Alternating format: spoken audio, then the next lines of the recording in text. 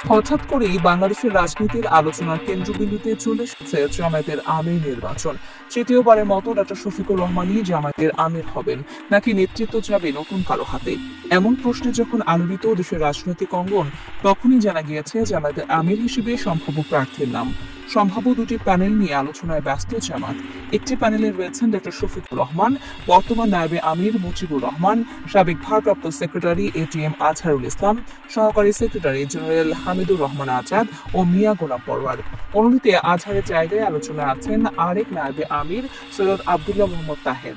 জানা গিয়েছে নির্বাচনে মূল প্রতিদ্বন্দ্বিতা হতে পারে ডাক্তার শফিকুর রহমান এবং এটিএম আজহারুল ইসলামের মধ্যে। শোরা সদস্যরা এই দুজনের মধ্যে হয়তো কোনো একজনকে জামাতের আমিরের দায়িত্ব দিবেন।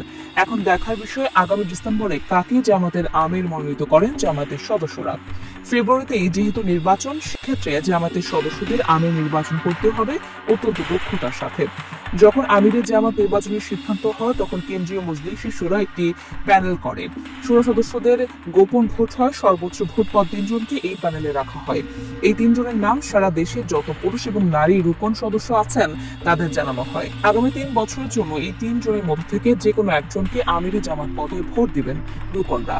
তবে তারা যদি ভালো মনে করেন, তাহলে এর বাইরেও যে কোনো একজনকে ভোট দিতে পারবেন।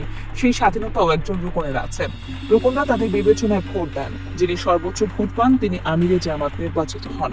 জানা গিয়েছে যে আমাদের বর্তমান আমির ডক্টর শফিকুর রহমান আনুষ্ঠানিকভাবে পদত্যাগ না করলে বা শারীরিকভাবে হঠাৎ অসুস্থ না হলে আশা করা যায় তাকেই পরবর্তী আমির হিসেবে দেখা যাবে। দলীয় মহলে বর্তমান আমির ডক্টর শফিকুর রহমানকে নিয়ে উচ্ছ্বাস দেখা যাচ্ছে। কেন্দ্র থেকে শুরু করে তৃণমূলের প্রতিটি পর্যায়ে তার নেতৃত্বকে ইতিবাচকভাবে নেওয়া হচ্ছে। 5 আগস্টের আগে ও পরে তার নেতৃত্ব নিয়েও দলের মধ্যে সন্তুষ্টি রয়েছে। জামাতের বিভিন্ন নেতাকর্মী জানিয়েছেন, ডক্টর শফিকুর রহমান দায়িত্ব নেওয়ার পর থেকে সংগঠন অনেক বেশি গতিশীল ও যুগোপযোগী হয়ে উঠেছে। তিনি শারীরিক ও মানসিকভাবে এখনো ফিট আছেন। সংগঠনের স্বার্থে তাকে আরো কিছুদিন প্রয়োজন, তবে আমাদের ভোট গোপনে দিতে হয়।